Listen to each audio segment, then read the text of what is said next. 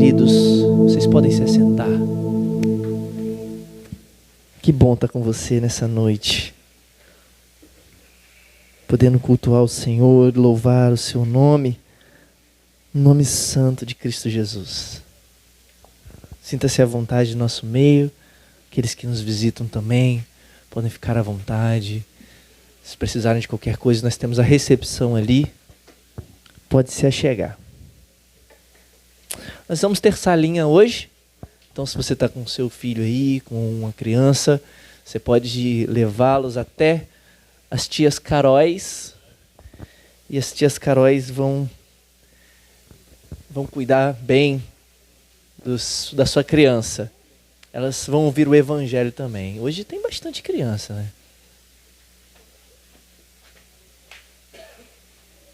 Pode ir, gente, pode ir.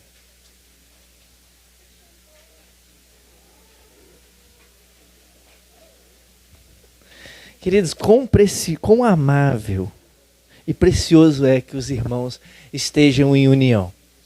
Esse é um dos versículos mais bonitos que eu vejo na Bíblia, lá nos Salmos.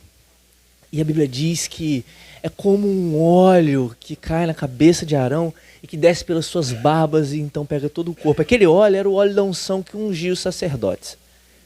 E aquele óleo era jogado por cima da cabeça de Arão e descia por sua barba.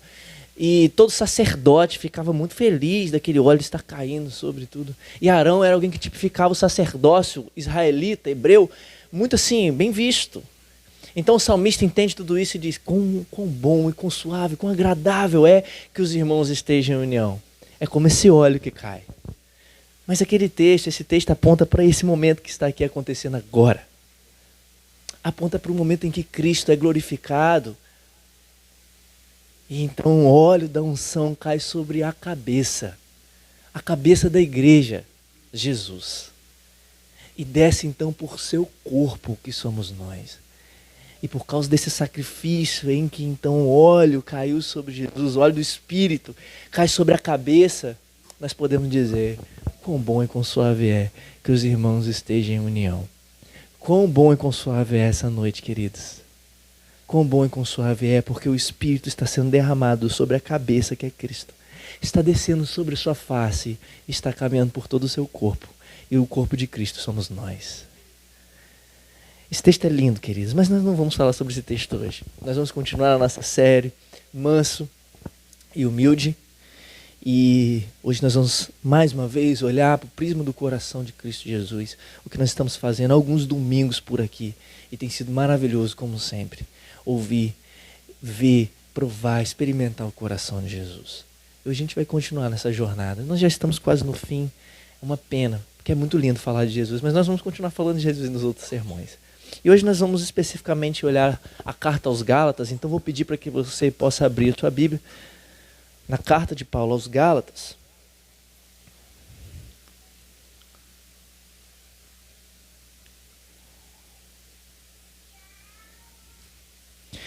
Capítulo 2.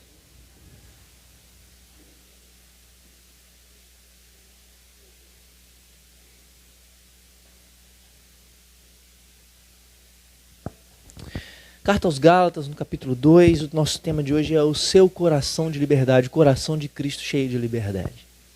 Nós vamos ler os versículos 19 e 20, mas como nós estamos fazendo aqui aos domingos, nós não estamos só nos detendo em alguns versículos apenas, nós estamos caminhando por uma grande compreensão. Mas os versículos 19 e 20 do capítulo 2 de Gálatas dizem assim: porque eu, mediante a própria lei, morri para a lei, a fim de viver para Deus. Quem está falando isso? Paulo. Estou crucificado com Cristo. Logo, já não sou eu quem vive, mas Cristo vive em mim. E esse viver que agora tenho na carne, vivo pela fé no Filho de Deus, que me amou e a si mesmo se entregou por mim. Mais uma vez o versículo 20 diz: logo já não sou eu quem vive, mas Cristo vive em mim. E esse viver que agora tenho na carne, vivo pela fé no Filho de Deus que me amou e a si mesmo se entregou por mim. Queridos, Gálatas é uma carta impressionante, um pouco difícil, tem textos que são difíceis, Tem textos, por exemplo, de Gálatas, que eu ainda estou procurando saber, entender o que é corretamente. Mas Gálatas é preciosíssima para aquilo que a Bíblia quer dizer sobre o Evangelho. Gálatas é essencial para nós que muitas vezes já caminhamos na igreja por um bom tempo. Mas também é essencial para a gente que não caminha na igreja. Para a gente que não é muito de igreja, ou que vai uns dias, ou que não gosta de saber de Deus. Gálatas é escrito para que essas pessoas que estão ali, os Gálatas, e também nós, possamos de alguma forma focar novamente. Novamente. Essa é uma palavra especial de Gálatas. Focar novamente. Porque isso significa que algum dia teve o foco, mas foi perdido. Gálatas, então, é escrito para a gente focar novamente na realidade do que Cristo fez na cruz. E os capítulos de Gálatas envolvem esse tipo de coisa. Sabe? E o ponto central é que a gente não precisa aprender isso somente quando a gente se converte. Porque isso é uma tendência que nós temos. E foi exatamente isso que aconteceu com os Gálatas. Gálatas não é uma carta, a carta aos Gálatas não é uma carta fácil de você aturar ou engolir. Porque Paulo está muito bravo aqui. Paulo está um pouco decepcionado com essa igreja. Paulo está um pouco triste com essa igreja. E ele é espantado com algumas coisas que estão acontecendo nessa igreja. O que estava acontecendo? Essa igreja que tinha sido encontrada, essa igreja que tinha sido convertida no Evangelho, na realidade do que Cristo fez, estava começando a esquecer um pouco daquilo que o Evangelho estava dizendo e tentando caminhar e prosseguir de alguma forma para um caminho de desempenho, de esforço próprio, de justiça própria, de obras próprias, muito voltadas para o judaísmo, como a circuncisão, por exemplo. A circuncisão era um ritual que tinha naquela época, entre os judeus, que era cortado o prepúcio do órgão sexual masculino ao 8º dia. E o que estava acontecendo era que alguns líderes judaizantes, alguns líderes judeus, estavam se infiltrando na comunidade dos Gálatas, dizendo: vocês precisam fazer isso para serem aceitos por Deus. Vocês precisam viver dessa forma aqui para serem aceitos por Deus. E Paulo fica sabendo. Mas o problema para Paulo não é especificamente os falsos líderes. Os falsos líderes sim são um problema. Em toda a escritura nós vemos isso. Mas o que deixa mais triste Paulo não são os falsos líderes. O que deixa mais triste Paulo é a igreja ouvir os falsos líderes. O que deixa Paulo muito triste é a igreja acatar a mensagem de falsos mestres, que queriam de alguma forma misturar o evangelho com alguma outra coisa. E Paulo está perplexo. Paulo está perplexo com essa situação, porque ele começa dizendo, no outro capítulo, dizendo: eu estou admirado, me admira vocês terem esquecido o verdadeiro evangelho. Tem aquele texto que é conhecido de nós cristãos, que diz: olha, se eu mesmo, ou outro apóstolo, ou um anjo do céu pregar qualquer evangelho que não seja o verdadeiro evangelho que foi anunciado, seja maldito. Eu estou admirado que vocês esqueceram o evangelho. Estou admirado que vocês, ouvindo aquilo que a gente pregou para vocês, agora estão perpetuando por outros caminhos, procurando outras formas de viver, procurando outra maneira de olhar a realidade de onde vocês estão. E terem esquecido completamente. É por isso que Gálatas é bom. Porque nós também temos a mesma tendência. Nós achamos, de alguma forma, que nós precisamos aprender que o evangelho é tudo quando nós nos convertemos. E é muito fácil a gente esquecer disso na nossa trajetória, na nossa jornada. Em outro texto, Paulo está dizendo, no capítulo 1, no capítulo 3, na verdade, ele está dizendo: como vocês podem ter começado pelo Espírito e agora, de alguma forma, vocês estão querendo se aperfeiçoar pela carne? É como se fosse o mesmo clamor de Paulo da admiração. Está dizendo: olha, vocês começaram pelo Espírito. Foi o Espírito que fez a obra no coração de vocês. Foi o Espírito que fez a obra de renovo, de conversão no coração de vocês. E vocês acreditam nisso, mas de alguma forma agora vocês estão querendo se aperfeiçoar pela forma de vocês mesmos. Paulo está extremamente perplexo com isso. Não é assim a obra do Espírito Santo? A regeneração não é assim que acontece? Jesus diz isso para Nicodemos em João. Ele diz, olha, Nicodemos, você precisa nascer de novo. Nicodemos não entende muito bem o que significa nascer de novo. Ele diz, então eu tenho que entrar na barriga da minha mãe novamente. E a gente fica achando que Nicodemos era meio burro, mas Nicodemos sabia que não tinha como entrar na barriga da mãe novamente. O que Nicodemos está dizendo é, o que eu preciso fazer? Qual é a ação que eu preciso ter e fazer para que então isso aí seja realidade para mim? Você está querendo dizer, Jesus, que eu preciso de alguma forma voltar à barriga da minha mãe para que então eu possa nascer de novo? Aí Jesus disse, não, não é assim que fica isso. E ele diz uma coisa muito impressionante, Jesus, naquela conversa de noite. Ele diz, o vento assopra onde quer, ouves a sua voz, mas não sabe de onde vem. Assim é todo aquele que é nascido do Espírito. Paulo está dizendo para esses Gálatas assim, vocês não perceberam que foi esse Espírito, esse vento soprou na Galácia?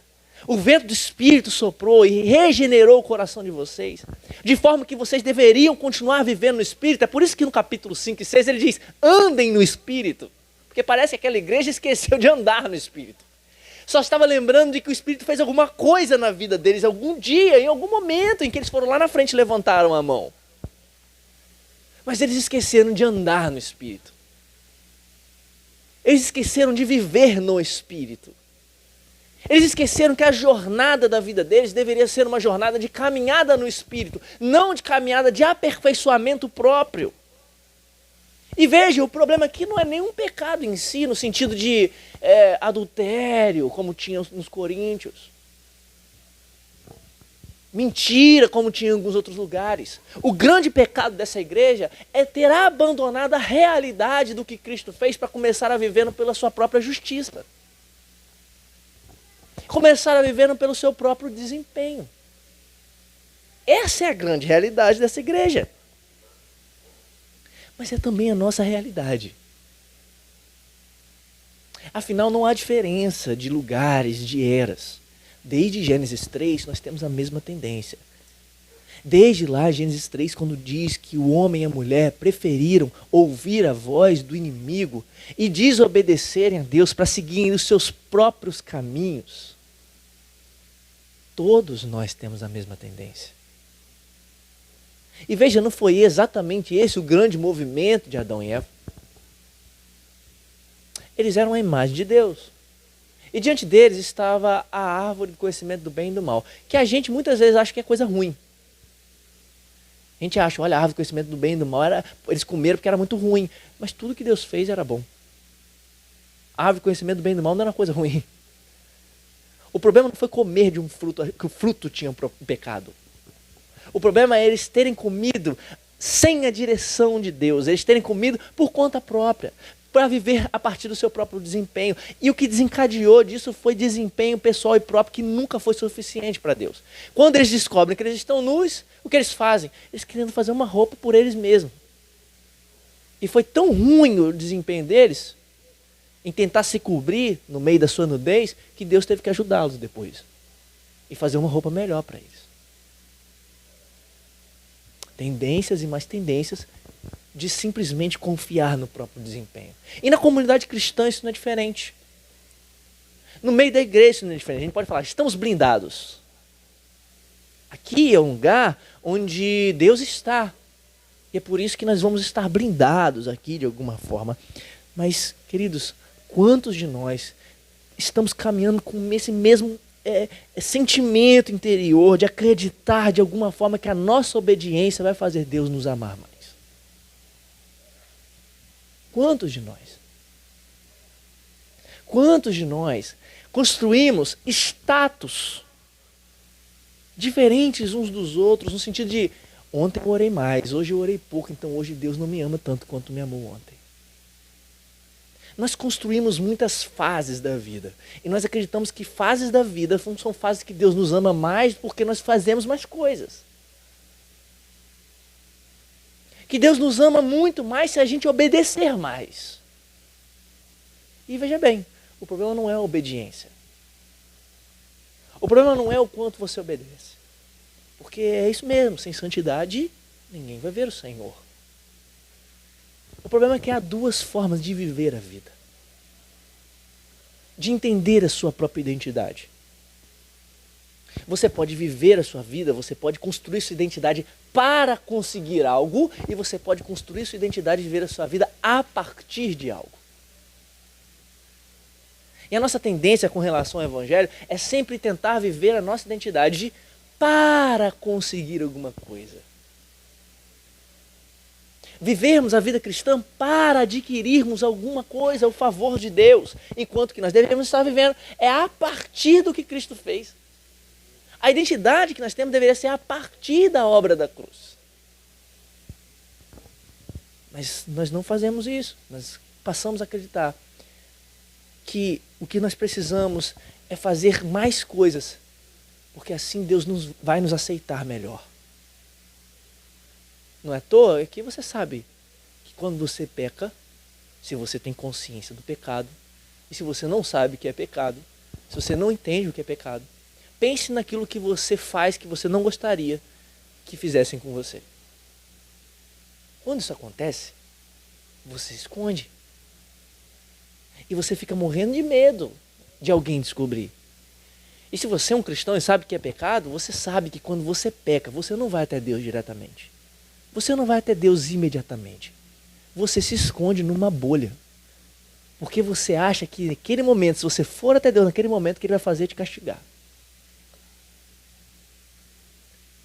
Você diz, olha, se eu for...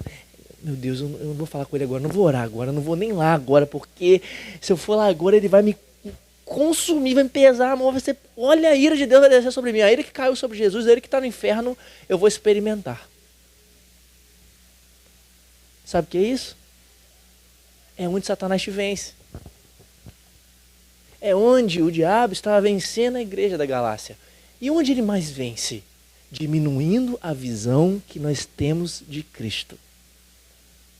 Deixando Jesus pequeno, menor. Ou então distorcendo quem Jesus é de fato. E aí nós passamos a olhar para Deus, para Jesus, de forma com que Deus é alguém que está pronto, ríspido, esperando qualquer rinho nosso para olhar e dizer, vou matar agora. E sabe por que nós pensamos assim? Adivinha? Porque nós somos assim. Nós criamos uma imagem sobre Jesus de intolerante, porque nós somos intolerantes. Nós temos um senso de justiça muito alto. Nós temos um senso de justiça altíssimo. Se alguém faz alguma coisa que a gente não gosta contra nós, a gente já ou quer se desligar, quer se separar, quer fazer qualquer coisa. E então a gente passa a construir essa mesma visão com a ajuda do inimigo, de Deus e de Jesus. Ou então é o contrário. Você tenta compensar as suas obras ruins com o tanto de jejum que você faz. Uma das perguntas mais tristes de se perguntar é uma pergunta que eu tenho que fazer todas as vezes no evento que a gente faz. Para cristãos. Eu sempre pergunto, quem aqui jejua para ser salvo? Quem aqui ora para ser salvo? Quem aqui dá o dízimo para ser salvo? E pasme, 70% das pessoas que estão ali como cristãos respondem que eu.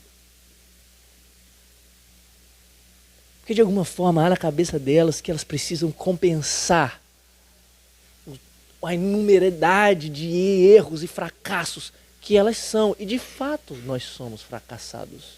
De fato nós somos pecadores. E aí o que nós queremos fazer no meio disso tudo é vamos compensar. Eu preciso dar um dízimo muito alto. Se eu não der o dízimo nesse mês, Deus não vai me gostar de mim, porque Ele precisa muito do meu dinheiro. Basicamente, queridos, o que está de fundo disso tudo, o que está por trás disso tudo, é simplesmente essa mesma tentativa dos Gálatas.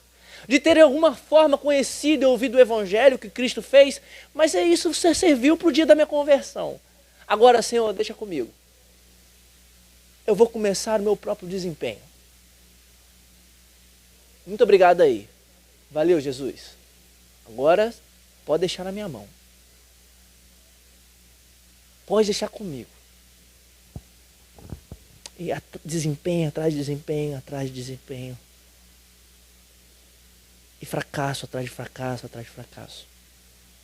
E aí nós ficamos com medo, inseguros, não nos relacionamos verdadeiramente com Jesus, porque de alguma forma nós estamos nos relacionando com Ele para qualquer outra coisa. Com medo do inferno ou com medo dele não nos dar as bênçãos que nós queremos. Uma coisa que me dói muito são cristãos, verdadeiramente cristãos, que ficam questionando a forma com que Deus faz as coisas. Entenda, você pode questionar à vontade como Jó. O problema é quando você questiona com uma visão pequena sobre quem Deus é. É por isso que Deus teve que chegar para Jó e mostrar quão grande ele é. Você estava lá quando eu fiz aquilo. Deus tem que mostrar a sua grandeza. Deus não responde o porquê e o que a Jó. Deus responde o quem a Jó. Deus responde o quem a ele. Você estava lá naquele dia, você quer ver a minha grandeza, você sabe o que eu fiz, você estava lá, você pode segurar alguém, você pode segurar um monstro, você pode fazer isso tudo, então, mas isso aí tudo eu faço. Mas nós ficamos com medo e inseguros, porque a nossa relação com Deus é essa relação de eu preciso do meu esforço moral, do meu esforço próprio, para chegar a determinado lugar e ter acesso a Deus. Isso gera inúmeros problemas entre nós. Porque quando você está pecando muito, você fica com um complexo de inferioridade e se sente um fracassado. E também não vai até Deus. Mas quando você ora muito, você não vê novela. Quando você não escuta a música do mundo. Quando você não usa perfume da Natura. E você está sempre, todo dia 10, dando seu dízimo ali. E ora, e jejua. E os meus filhos não veem desenho anime japonês. Que é tudo do diabo. E quando você vive esse tipo de vida, sabe o que você vira? Você tem complexo de superioridade. Porque o outro que não vive como você é alguém que está pecando ainda. Não chegou no seu conhecimento ainda. Espiritual.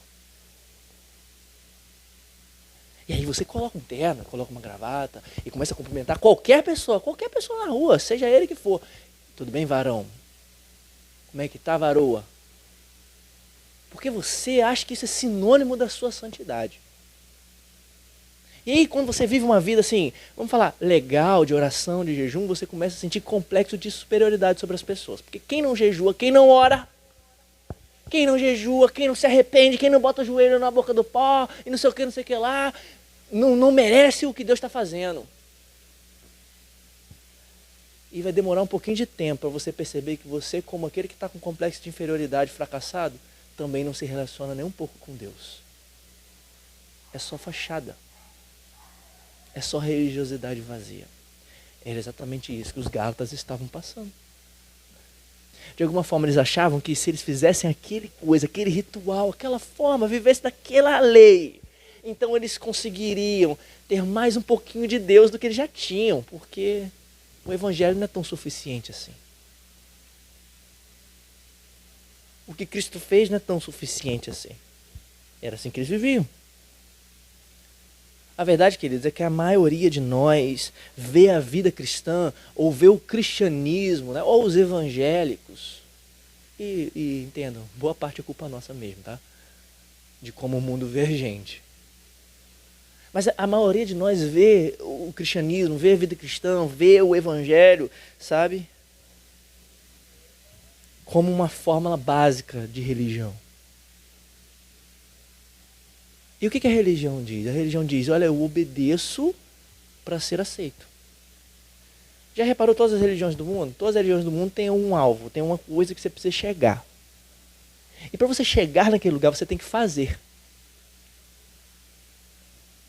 Todas as religiões do mundo.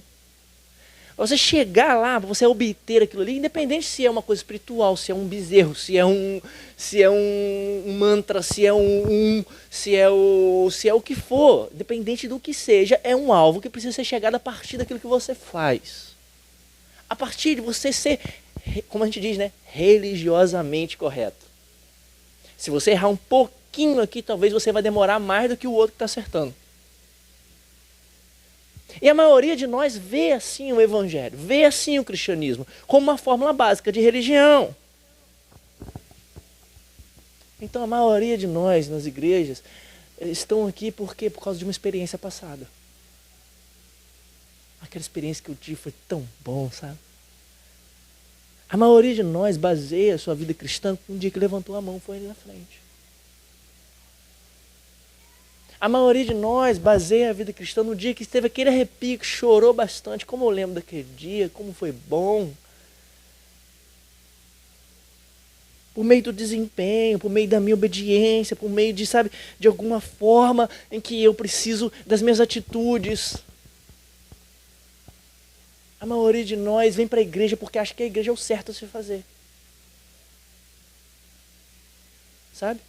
É o certo a se fazer. E tudo bem, é o certo. Você está na igreja, é o certo mesmo. Mas há algo dentro de nós, lá dentro, que acredita que estar aqui é uma forma de estar em mediação com Deus. E aí acabou, a gente transforma isso aqui num lugar sagrado. As paredes, a tenda, sabe, o gasofilácio. Porque a gente adora os símbolos. A gente ama a questão simbológica da coisa, a religiosa da coisa, e pouco relacionamento. Era o que esses Gálatas estavam experimentando, e é o que muitos de nós estão experimentando. Nós até ouvimos o Evangelho, nós até sabemos que o que Cristo fez na cruz foi maravilhoso. Nós sabemos que Ele mudou a nossa vida, e nós cantamos músicas, e nós dizemos que o Evangelho é o que nos salva. Mas no dia a dia, o que nos move, o que nos leva a fazer determinadas coisas é o medo, a insegurança de Deus não nos aceitar. Então eu preciso fazer mais, eu preciso do meu desempenho, da minha justiça própria, do meu esforço moral. Porque senão Deus vai consumir, vai me arrancar o pescoço. E veja, eu não estou falando de obediência. Eu estou falando de algo interno, eu estou falando de um espírito. De uma forma de ver a vida. Não estou falando da sua santidade. Eu não estou falando da forma de você viver santa. Eu estou falando de o que está por trás da sua forma de viver. Quais são as suas motivações? Como eu disse, há duas formas de viver. Para e a partir. A sua santidade, seu desejo de agradar a Deus é para ou é a partir do Evangelho?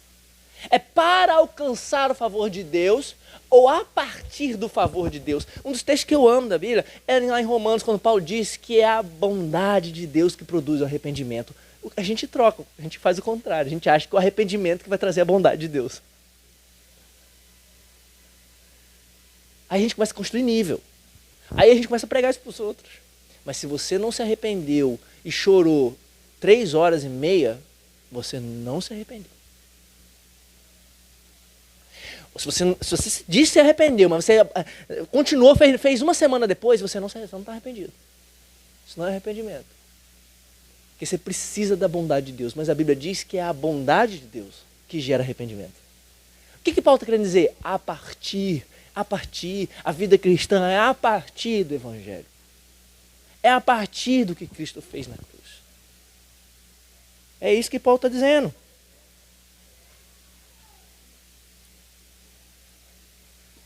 E aí a gente fica... Quando a gente é criticado, por exemplo, quando nós vivemos uma vida religiosa, quando nós somos criticados, sabe, nós ficamos extremamente furiosos. Porque é essencial para a gente se manter como uma pessoa boa. Se manter como uma pessoa que moralmente é muito boa. Isso é um problema, queridos. E Paulo está contrastando na carta aos Gálatas, sabe? A salvação pelo eu e a salvação por Cristo.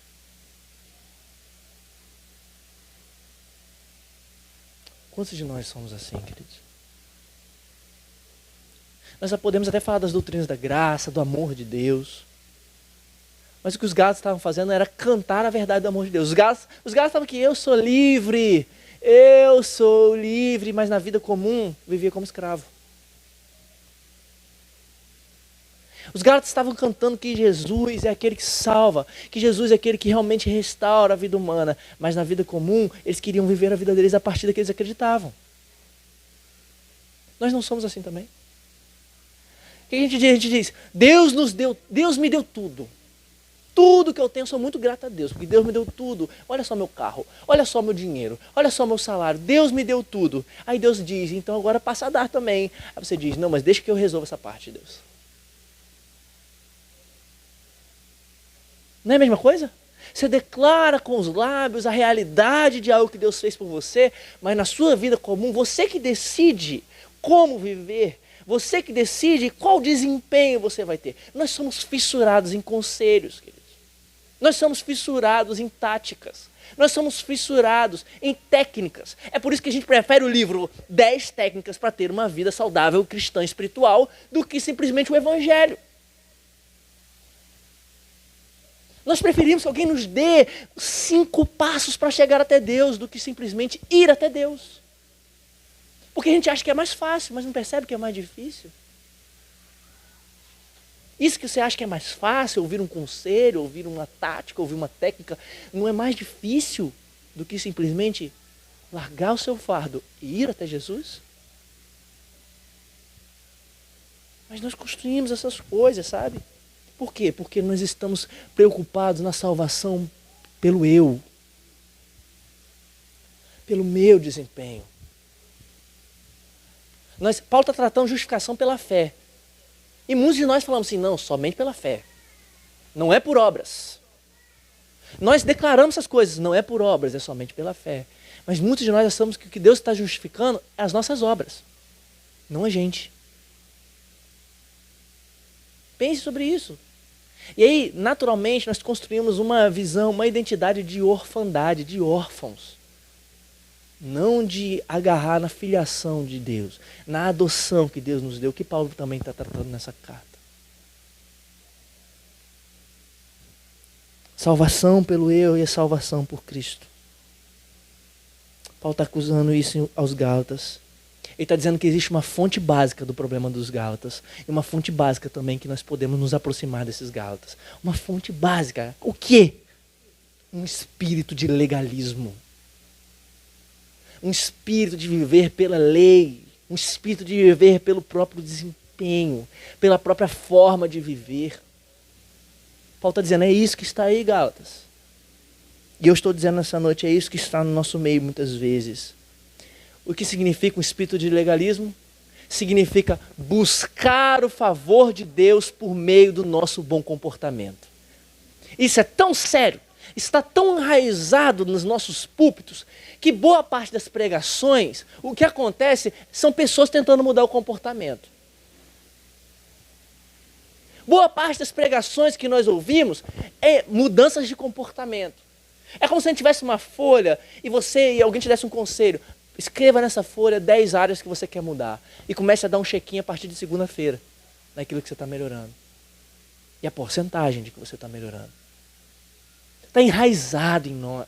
A fonte básica em nós de espírito do legalismo, de achar mesmo, de alguma forma, que por meio do nosso bom comportamento ou mau comportamento, o que vai acontecer é Deus nos amar mais, nos favorecer mais, Deus nos dar mais coisas. Vê por trás. Nós não estamos querendo Deus. Nós estamos querendo as benesses. Nós estamos querendo que Deus pode nos dar. Vai ser sempre uma guerra, queridos, de Cristo versus o desempenho. Cristo versus nossa justiça própria. Cristo versus a nossa vontade de tentar fazer do nosso jeito. É isso que está acontecendo.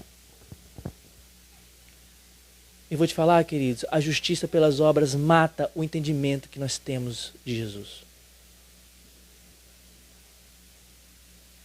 Se esforçar, pegar o seu próprio braço, tentar ver pelo seu próprio desempenho, mata o entendimento que nós temos de Jesus.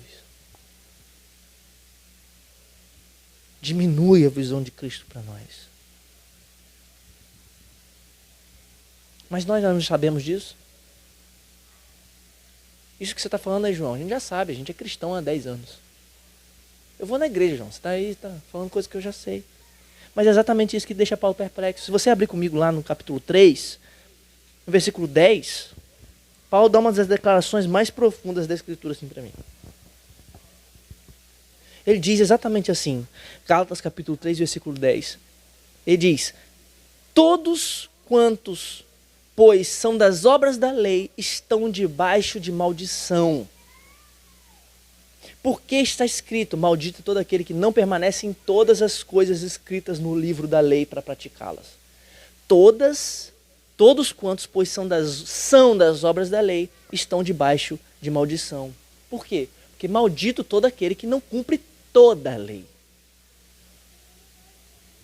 O que Paulo está dizendo para os Gálatas é, vocês querem a partir do seu desempenho? Vocês querem viver a partir da sua justiça própria? Vocês querem viver a partir do que vocês entendem sobre Deus e da forma de viver e obedecer a Deus? Então vocês vão ter que ser perfeitos. Porque se vocês errarem num pontinho só, vocês serão malditos. Porque maldito todo aquele que não permanecer em todas as coisas que estão no livro da lei. Maldito todo aquele que não obedecer tudo perfeitamente a Deus. Mas veja que interessante que Paulo está dizendo. Ele está dizendo que todos quantos, pois, são. Veja, ele não está falando de fazer. Paulo está dizendo, maldito todo aquele que faz as obras.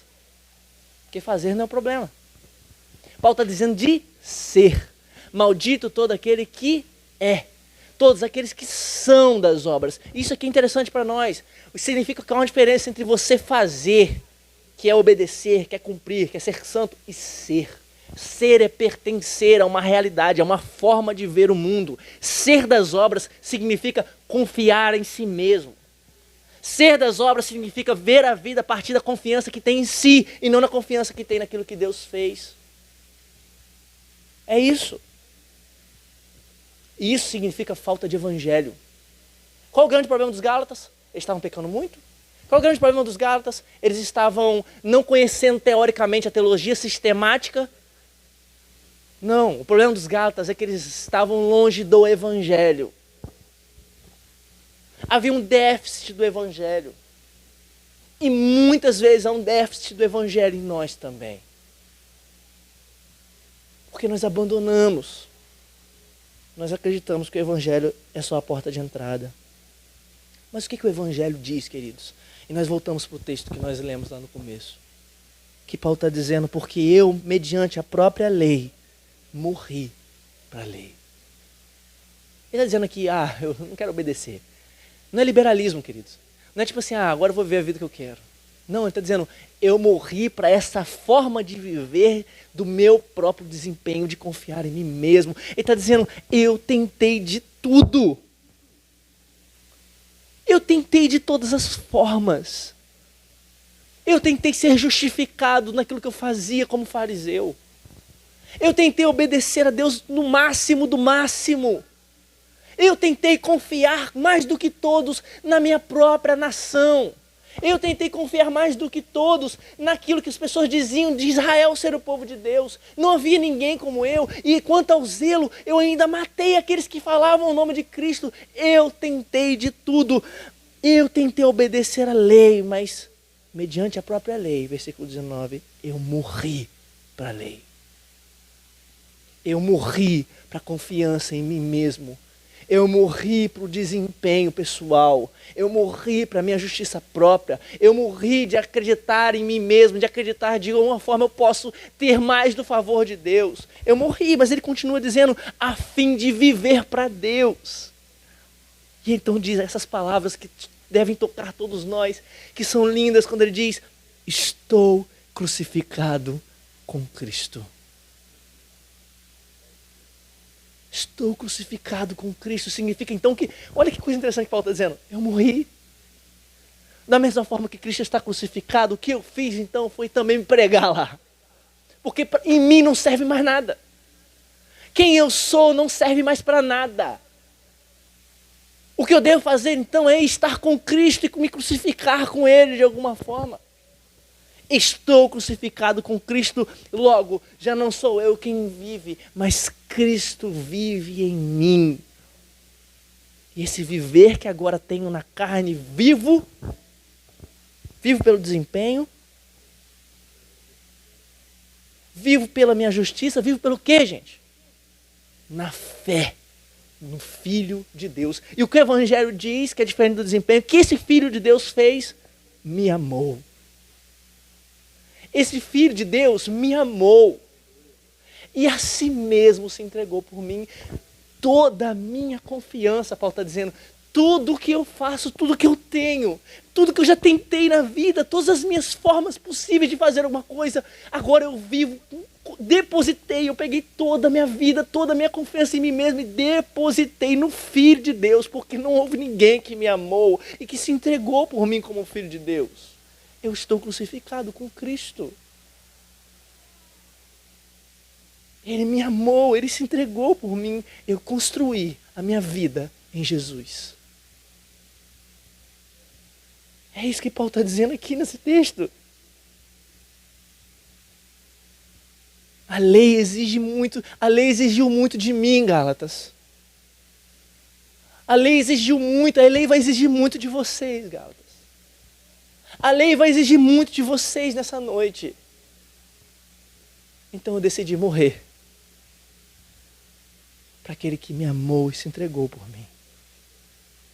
E é isso que o Evangelho diz. O Evangelho é a realidade de que nós precisamos, que Deus só vai aceitar perfeitos.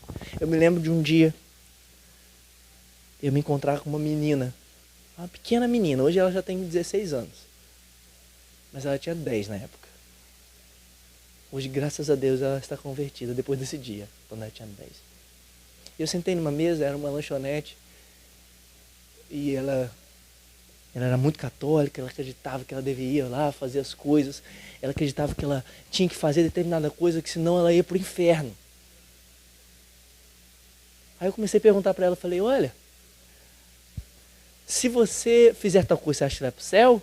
Aí ela, sim, eu tenho que ir lá, ouvir, eu tenho que todos os dias ir lá, pedir perdão ao sacerdote, para que Deus não possa me castigar, e aí então eu vou para o céu.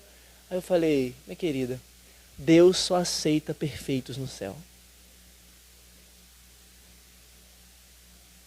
Não há nada que você possa fazer para você ir para o céu. Você está completamente perdida. O seu caminho é o inferno. E eu não me esqueço desse dia. O quanto essa menina chorou. Ela chorou muito. Muito. Muito. Muito. Ela foi no banheiro para coisar as lágrimas. Aí voltou. Aí quando ela olhou para mim, eu acho que ela lembrou. Vou pro inferno. Aí voltou pro banheiro de novo. E eu esperando. Aí quando ela ficou mais calma, eu falei, eu vou te explicar agora o que é a verdade do Evangelho. Que eu vou fazer a mesma coisa nessa noite. Que eu preciso ouvir de novo e todo mundo aqui precisa ouvir. A realidade do Evangelho é essa mesmo, querido. Que Deus só vai aceitar quem obedeceu perfeitamente. Quem obedeceu em todas as coisas. Quem obedeceu sem deixar um pedacinho. Quem fez todas as coisas perfeitamente. Esses que Deus vai aceitar. Me desculpa. Quem subirá ao monte santo de Sião? Aqueles que têm mãos limpas e um coração puro. Alguém se habilita? Essa é a realidade do Evangelho. Mas sabe por que o Evangelho é a boa notícia? É que ele teve que vir e viveu perfeitamente a vida que nós nunca conseguiríamos viver. Ele veio, se encarnou e viveu a perfeição da justiça que Deus exigia. É necessário que eu cumpra toda a justiça. Ele veio viver tudo que nós não conseguiríamos nem um pouquinho viver. E ele viveu perfeitamente. E obedeceu perfeitamente. Não caiu nas nossas tentações. Se manteve firme de pé. Cheio de liberdade. E obedeceu até a cruz. E ali na cruz, Deus puniu esses pecados todos que nós temos. De tal forma que aqueles que estão em Cristo Jesus agora estão aperfeiçoados em Jesus. E agora então Deus nos olha. E sabe quem Ele vê? Jesus. Queridos, há duas formas de ver o juízo de Deus. Aqueles que estão longe de Cristo vão ter que encontrar o juízo de Deus quando Jesus voltar. Mas aqueles que estão em Cristo têm que olhar para o passado. No dia em que o juízo de Deus caiu sobre Jesus, porque Deus viu eu lá. Quando Deus viu eu e você na carne de Cristo, sabe o que ele fez? Ele teve que matar Jesus. Para que a justiça também fosse satisfeita. Essa é a grande realidade do Evangelho. E naquele dia aquela menina entendeu isso. Glória a Deus por isso. Até hoje é no Evangelho. E nessa noite eu quero apelar isso de novo para vocês. Como Paulo estava apelando para os Gálatas. Olhem para o sacrifício de Cristo e comecem a viver a vida de vocês a partir da realidade do que Jesus fez. Sabe do que você precisa para vencer o seu pecado? É mais do Evangelho. Não é mais do que você pode fazer. E o Evangelho, então, vai construir em você aquilo que você precisa fazer.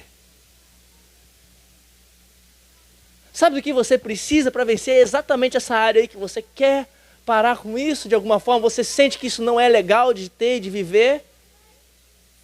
Sabe o que você precisa? De mais do Evangelho. Não é de mais ação sua possível. Porque quando você focar no Evangelho, então você vai ver o Evangelho mudando você.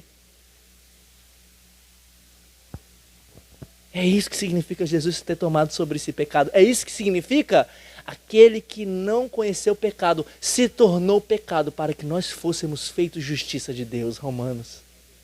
É isso que significa. Um homem santo vivendo uma vida perfeita, indo até a cruz, tomando o nosso lugar, suportando a ira que era destinada a nós, por causa dos nossos pecados, para que então nós pudéssemos ter acesso a Deus, e obedecer a Deus, e viver para Deus. Logo então, a única resposta para nós, depois de viver o Evangelho, de entender o Evangelho, de ter aceitado a Jesus, é viver dia após dia, vivendo para Deus crucificado com Cristo. Essa é a resposta. Qual a resposta do Evangelho então, João Marcos? Eu devo viver uma vida então de qualquer jeito? Não, você deve viver uma vida crucificada com Cristo. É isso que você deve viver. Ele me amou. Ele se entregou por mim.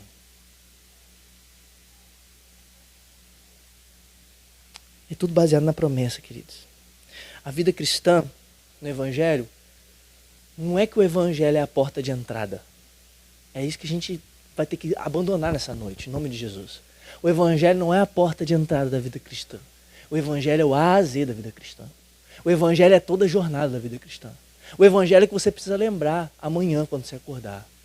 Porque uma das verdades do Evangelho é que você, quando você acorda, aqueles que estão em Cristo, que estão com a identidade firmada em Cristo, quando acorda, você ainda nem fez nada, nem deixou de fazer nada, nem ainda fez coisa boa e fez coisa ruim. Sabe o que é que você escuta em Cristo? Tu és meu filho amado, em quem eu me comprazo. Quem está em Cristo ouve isso. E você pode pensar, isso aí deve amolecer muito as pessoas. Isso aí vai construir um povo que só quer pecar.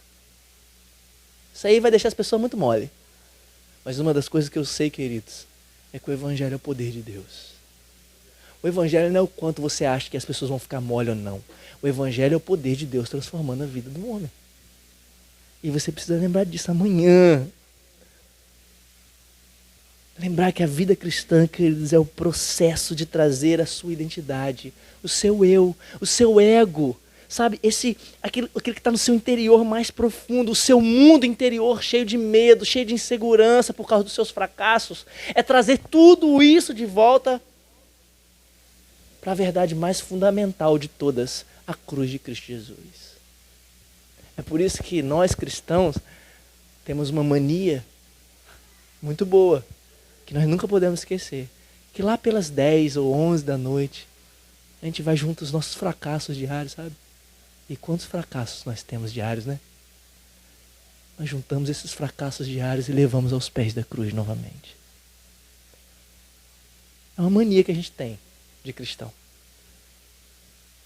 É pegar todo esse fracasso, sabe? E dizer, Deus aí, me dá mais do Evangelho. Me dá mais do Senhor.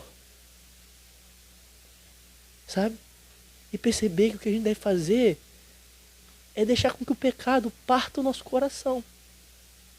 O pecado precisa partir o nosso coração. Mas o pecado nunca pode partir a esperança nossa no Evangelho. Nunca. O pecado pode partir a forma como você vê a vida. Mas ele nunca pode partir a esperança do que Cristo fez. É por isso que o clamor que a gente está fazendo aqui todo domingo é olhe para Jesus. Porque sabe por quê? Porque Deus não está olhando para outra pessoa, a não ser Jesus. Se Deus está olhando para Jesus, então por que você está olhando para outra coisa? Por que você está tentando basear a sua vida em coisas que não são a cruz de Cristo? Pegue os seus fracassos e leve até Jesus. Pegue os seus fracassos, a forma que você vê a vida e vá até Jesus. A gente, correndo. Esteja crucificado com Cristo de alguma forma.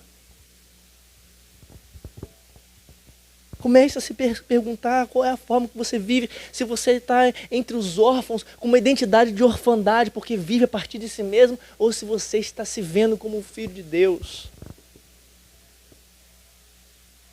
É isso que você precisa se perguntar. Se está faltando intimidade da vida diária com Deus, ou se você está sempre se sentindo livre, porque o coração de Cristo é cheio de liberdade.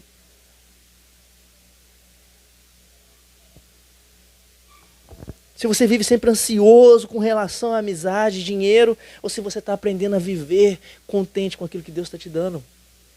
Que essa é a diferença de órfãos para filhos. Essa é a grande diferença. Se você vive sempre se sentindo como se ninguém se importasse com você, você está sempre reclamando que as pessoas não se importam com você, que as pessoas não te entendem, que as pessoas com isso, ou se você está sempre vendo como Deus te aprova em Cristo Jesus, isso faz você descansar. É isso que você tem que ficar perguntando para si mesmo. Se você vive com medo do que Deus pode fazer com você, ou se você está em constante trajetória até Ele, quando você peca, quando você acerta, quando você faz, quando você não faz, você está indo até Ele. Porque você precisa entender isso, queridos. A vida cristã é você ir 1000 vezes mais 1000 até Jesus todos os dias. É isso que você vai precisar se perguntar. Era isso que os Gálatas esqueceram. Você vai precisar perguntar se para você sempre precisa ter boa aparência, sabe? Ou se você tem confiança no plano diário de Deus na sua vida de aperfeiçoar você. É isso. Os Gálatas esqueceram do Evangelho. E é uma tendência nossa, natural também, esquecer. Nós temos muita facilidade de esquecer do Evangelho. Mas nessa noite você pode lembrar novamente daquilo que Jesus fez por você. Nessa noite você pode lembrar daquele que te amou e a si mesmo se entregou por você. Esse alguém é Jesus. Eu queria que você refletisse um pouco sobre isso.